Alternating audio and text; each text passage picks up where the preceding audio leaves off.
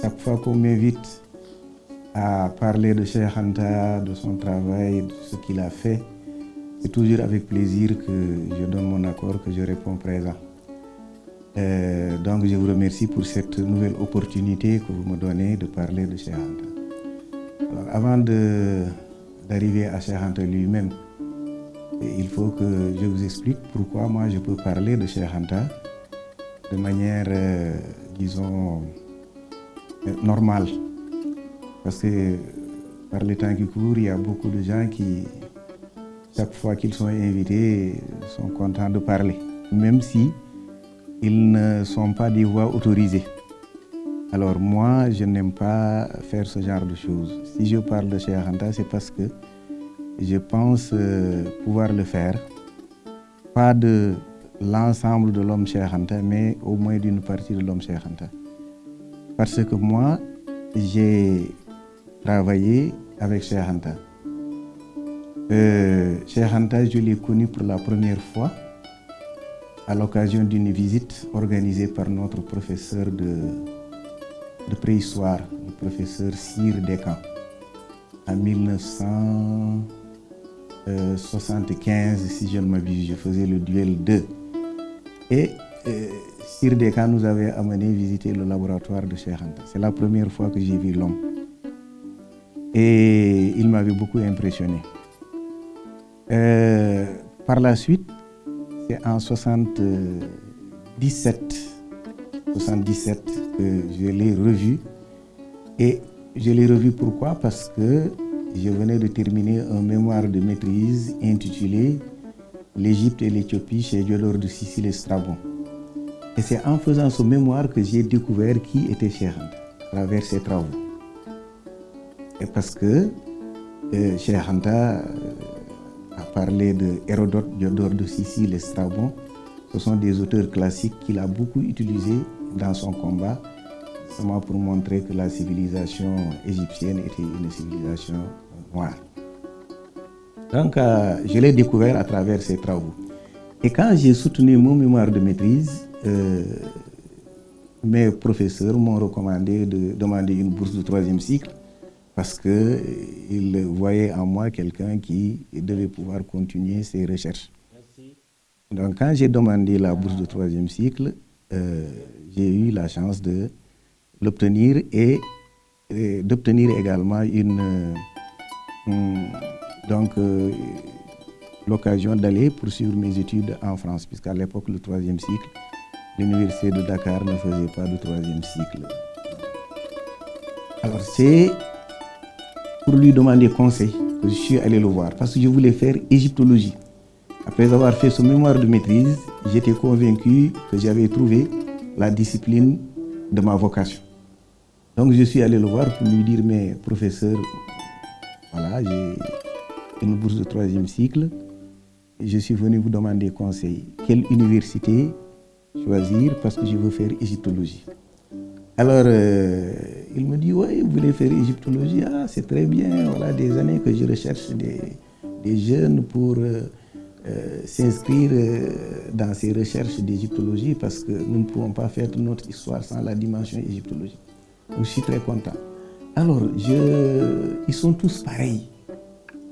Ils sont tous pareils parce que je lui avais dit que mon dossier avait été accepté à Lille, à Montpellier et à la Sorbonne, à Paris 4. Donc, je lui demandais quelle université choisir parce que je n'avais aucune idée sûre. Il me dit, ils sont tous pareils, ils ont tous les mêmes idées, mais je vous recommande d'aller à la Sorbonne, à Paris 4. Pourquoi? Parce que Paris, c'est une ville, comme on avait sans pareil. Vous aurez beaucoup de possibilités. Et puis, ceux qui font l'égyptologie à Paris, je les connais. Et je sais qu'il y a le professeur Leclan qui est, disons, par rapport à, si on les compare tous, c'est le plus commode. Donc, je te recommande d'aller à Paris. C'est comme ça que j'ai choisi d'aller à Paris 4. Donc, je vais à Paris 4 sur ces recommandations. Mais avant d'y aller, puisque je savais que je devais aller faire égyptologie, je suis allé à la bibliothèque pour voir un peu à quoi cela ressemblait. parce que je savais que les Égyptiens avaient une langue, une écriture, et je suis allé voir un petit article sur les hiéroglyphes. Et quand j'ai lu ça, j'étais presque abattu. Parce que c'était tellement compliqué que j'étais convaincu que je ne pourrais pas faire ça. Alors, dans le doute, je suis retourné le voir. Je lui ai dit, mais professeur, moi je pense que c'est très compliqué, l'écriture égyptienne. Il me dit, oh, vous savez, les oiseaux que vous voyez, les déserts, mais c'est rien du tout, ce sont des signes arbitraires. Hein? Comme n'importe quel signe, non, il ne faut pas que cela vous décourage. Il m'a tellement réconforté que, bon, je suis sorti de son bureau complètement regonflé à bloc. Donc c'est comme ça que je suis parti. À mon retour, donc j'ai fait 4 ans en France. Je ne dirais pas les difficultés que j'ai rencontrées, même si le clan est effectivement quelqu'un de grand gentleman. Je le reconnais parce que c'est avec lui que je ferai ma thèse de doctorat d'État. À la mort de Cheikh Anta, il a pris la relève. Bon, le clan était quelqu'un de très commode, mais il n'a pas hésité à me tester et à essayer de me liquider, ça c'est sûr. Bon, parce qu'il m'a laissé travailler pendant 2 ans sur un sujet. Et à la fin de la 2e année, il m'a fait comprendre que ce sujet-là, je ne pouvais pas le traiter. Il aurait pu me le dire dès la première année. Mais c'était une manière comment dirais-je, d'essayer de me désarçonner. Mais heureusement pour moi, le sujet qu'il m'avait proposé, j'ai pu le faire en 1 an, et quand je lui ai présenté le sujet, les résultats de mes recherches, il était lui-même ébahi en me disant, mais comment tu as fait? J'ai dit, oh, vous savez, nous autres Africains, on est un peu des sorciers sur les bords. Bon, alors disons que il y a eu un grand respect, une grande estime qui sont nés entre moi et le professeur Leclan.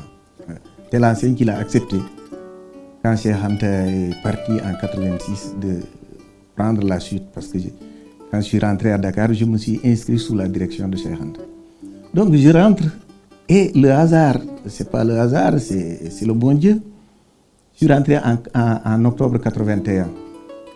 Et Cheikh Anta, c'est en ce moment-là, véritablement, que je commencerai à le fréquenter de manière assidue. Donc vous voyez, en 81, je rentre au mois d'octobre, et en 81, la même année 81, Cheikh Anta devait commencer ses enseignements à l'université de Dakar. Cela peut paraître bizarre parce que Cheikh Anta a soutenu sa thèse de doctorat d'État en 1960. Et entre 1960 et 1981, Cheikh Anta n'a pas enseigné. Et ce n'est qu'en 81 qu'il commence à enseigner. Moi, je rentre de Paris. Il me dit, bon, tu n'es pas encore recruté, mais je te prends comme assistant. Il n'y avait pas de poste, mais il avait décidé de me prendre comme assistant.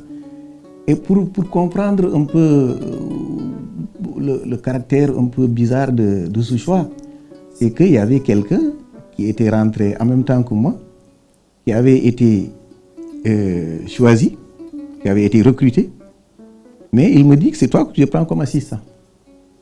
Bon, les gens qui nous écoutent, certains d'entre eux savent de qui je veux parler, je ne vais pas donner son nom ici, mais Cheikh Anta a décidé de me choisir moi.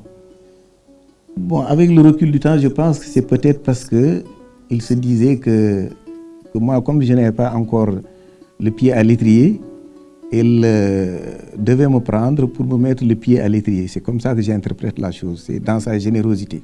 L'autre, son problème était réglé. Moi, mon problème n'était pas encore réglé, donc il me prend sous son aile protectrice. C'est comme ça que je perçois les choses. Donc, Cheikh Anta commence ses cours en 81 et je deviens son assistant par sa volonté.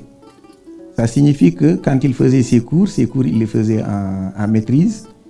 Il en fera en DEA, mais c'est surtout en maîtrise, parce que le DEA n'existait pas encore. En maîtrise, il commence ses cours et quand il faisait ses cours, je venais assister à ces cours-là. Et à l'époque, il utilisait pour illustrer ses propos un projecteur de diapositive, parce qu'à l'époque, il n'y avait pas encore de vidéoprojecteur. Et c'est moi qui tenais le projecteur de diapositive. Et il a eu comme premier étudiant Ibrahim Tchoub, qui a été recteur par la suite, Hamadi Bokoum, qui est aujourd'hui directeur du musée des civilisations noires, un certain Moustapha Kébé, un inspecteur d'histoire et de géographie à la retraite, un certain Amadou Fall, qui a enseigné à la FASTEF, qui est maintenant à la retraite. Donc ce sont des noms qui me reviennent comme ça, de manière automatique. Et il faisait tout pour le coller. Alors, et il riait, il savait que, vous savez, c'est un jeu entre enseignants et il se préparait pour lui poser des questions auxquelles il ne pourrait pas répondre. Mais il riait, il disait, bon, vous savez, pour telle et telle chose, voilà comment il faut comprendre, etc. Et il se rendait compte qu'effectivement, il n'avait pas réussi à le coller. Et c'est comme ça donc que moi, je suis resté avec lui pendant toute l'année 81 et l'année 82, parce que je suis rentré en octobre 81. Donc on a fait fin 81, début 82, fin 82 ensemble. Et à la fin de l'année 82, j'ai décidé de prendre un sujet de doctorat d'État sous sa direction.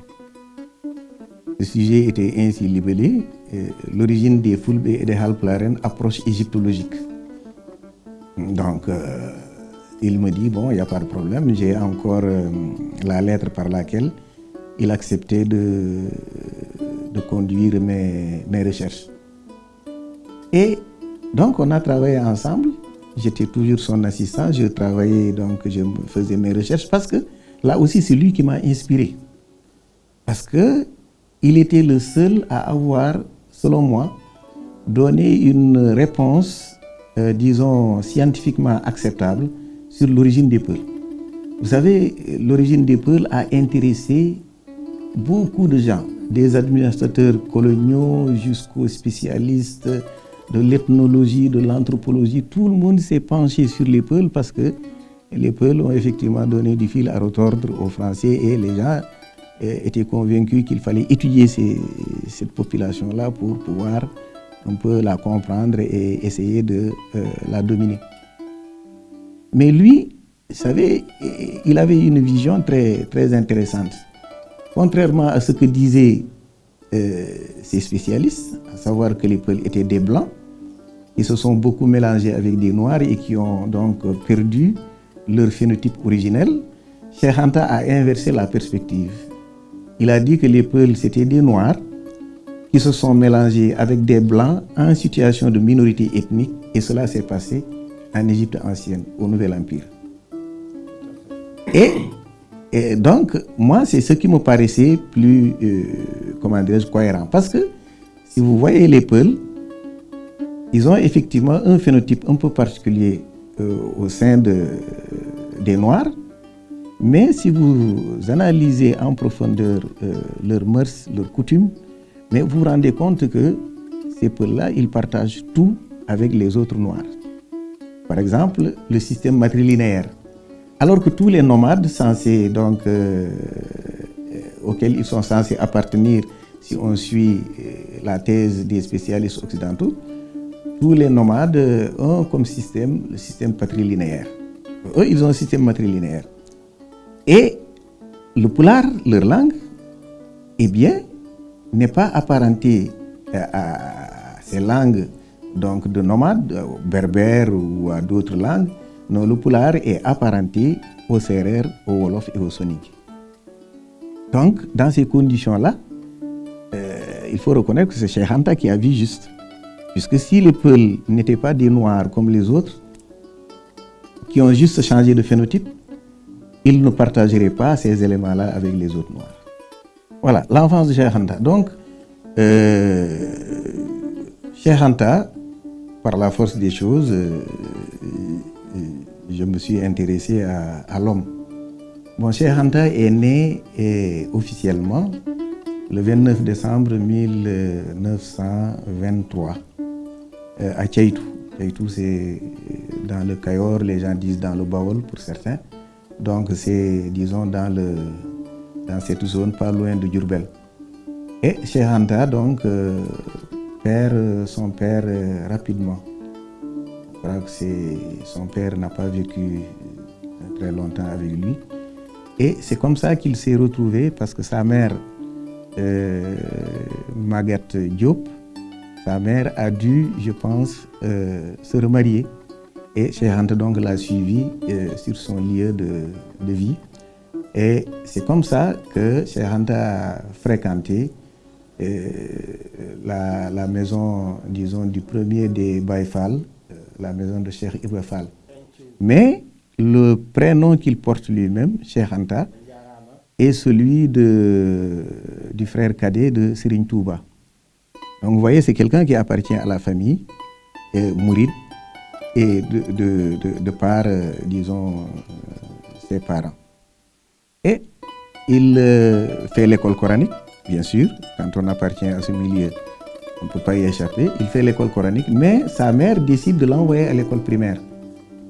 Vous voyez, c'est une décision déjà, vous voyez, particulière, parce que sa mère avait pris conscience de l'importance de l'école des Blancs, même si beaucoup dans le milieu mouride à l'époque n'étaient pas pour l'école française. Cheikh Anta donc est envoyé à l'école française. Et c'est ainsi qu'il va fréquenter, après son certificat, il fréquentera le lycée Van Vollenhoven, qui est devenu par la suite, qui a changé de nom. Je crois que c'est le lycée Lamine Gueye. Lamine Gueye. Et après, pour des raisons de différends avec un de ses enseignants, après sa troisième, il ira à Saint-Louis où il aura sa première partie de bac. Et il reviendra au lycée Van Vollenhoven pour faire la deuxième partie du bac. Et il fera, et c'est là où ça devient intéressant, il fera 2 bacs. Enfin, quand on dit bac, le bac n'existait pas encore. C'était ce qu'on appelait je crois, le certificat de capacité coloniale ou une appellation comme ça. C'était une sorte c'est l'équivalent du bac. Certificat de capacité coloniale, si je ne m'abuse. Alors, il fait en fait 2 bacs. Parce qu'en juin ou juillet, il a fait un bac mathématique, mathélème. Et en octobre, il fera le bac A, le bac de philosophie. Donc vous voyez quelqu'un qui fait 2 bacs, même aujourd'hui, ça ne court pas les rues. Et donc, Cheikh Anta, c'est en 1945. Avec ces 2 bacs, il obtient une bourse. Et c'est cette bourse-là qui l'enverra donc en France. Mais avant de le suivre en France, disons que déjà, quand il était encore au Sénégal, j'ai dit qu'en troisième, il a eu des problèmes avec un de ses enseignants. Vous savez, à l'époque, le racisme était quelque chose de très présent. Et il y avait des enseignants qui ne pouvaient pas, par exemple, tolérer des élèves noirs brillants. Et comme Cheikh Anta était quelqu'un de brillant et quelqu'un qui ne gobait pas tout ce qu'on lui disait, quand c'était quelqu'un qui avait un esprit critique et qui se permettait de relever certaines contradictions, il n'était pas souvent apprécié par ses enseignants. Donc Cheikh Anta a eu ce problème-là et son tuteur de Dakar a dû le soustraire à la vindicte de cet enseignant pour l'envoyer à Saint-Louis. Et à Saint-Louis, il va continuer donc ses études. Mais déjà en troisième, et c'est lui-même qui le dit, il avait pris conscience de certaines choses. L'histoire qu'on lui enseignait, ce n'était pas vraiment la bonne histoire. Et la situation de l'Afrique l'intriguait déjà. Et pourquoi nos langues n'étaient pas écrites, sinon en caractère arabe. Et c'est ce qui l'a amené à inventer déjà un système de transcription du Wolof.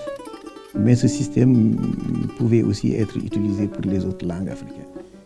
Un système de transcription pour pouvoir écrire nos langues. Bon, ce système, il l'abandonnera parce que, bon, lui-même le dit, ça faisait partie de ses préoccupations de jeunesse. et peut-être avec un peu plus de maturité, il a vu qu'on n'avait pas besoin d'inventer un autre système de transcription qu'on pouvait parfaitement utiliser, comment dirais-je, l'alphabet, les caractères latins, et qu'avec ça, on pouvait faire tout ce qu'on voulait. Donc, vous voyez déjà quelqu'un qui avait pris conscience et quelqu'un qui était enraciné. Parce que, vu le milieu dans lequel il était né, Cheikh Anta ne pouvait être qu'enraciné. Parce que quand vous naissez dans la famille de Serigne Touba, il y a des choses, vous savez que Serigne Touba est connu pour s'être opposé aux Français. Il a été exilé pour cela, et même l'homonyme de Cheikh Anta, donc lui-même a été exilé, je crois, au Mali, si on en croit ce que dit Cheikh Mbacké Diop dans la biographie qu'il a consacrée à son père. Donc, esprit de résistance, Cheikh Anta, vous voyez, ne pouvait pas échapper à cet esprit de résistance qui prévalait dans le milieu dans lequel il était né. Voilà pourquoi, très tôt, il a commencé à se rebiffer contre le système colonial et à chercher des moyens de libération. Voilà pourquoi, peut-être, il a fait 2 bacs. Et le bac scientifique, il voulait le faire. Il voulait, utiliser ce bac pour devenir un ingénieur en construction aéronautique. Ingénieur en construction aéronautique. C'était ce que voulait faire Cheikh Anta. Alors vous voyez, c'est-à-dire qu'il avait déjà compris que c'est par la technologie qu'il fallait libérer l'Afrique, de la domination qu'elle subissait, par la technologie, et il fallait donc des cadres techniquement outillés pour pouvoir le faire. Bon, ça, c'est l'idée que tout le monde se fait dès le départ. Notre retard, on le voit, c'est un retard d'abord technologique. Donc il faut régler ce problème-là. Mais Cheikh Anta se rendra compte que, en fait, que cela ne suffisait pas. Et que c'était même, disons, ce n'était même pas la priorité principale qu'on devait avoir. Il y avait une autre priorité dont il avait déjà pris conscience avant de partir, mais dont il prendra encore beaucoup plus conscience quand il arrivera en France, parce que là, il va totalement réorienter ses objectifs. Au lieu de faire les écoles préparatoires, il a fait une année de prépa. Et par la suite, compte tenu parce que vous savez, les prépas, c'est un bourrage de crâne. Il faut être là 24 heures sur 24. Et vous avez vu l'affaire Diary Sowen est là pour nous confirmer qu'il faut être à 100%. Voilà. Cheikh Anta ne pouvait pas l'être parce que c'était quelqu'un qui luttait sur le plan politique, qui voulait s'informer, acquérir de la culture pour pouvoir faire face au système colonial. Donc il ne pouvait pas faire ce bourrage de crâne, et au bout d'un an, il a réorienté ses études pour faire une licence de philosophie. C'est ce qui correspondait le plus à ce qu'il voulait faire. Pourquoi? Parce qu'il s'était rendu compte en venant en France qu'il y avait un combat encore plus urgent, c'est la désaliénation culturelle des Noirs.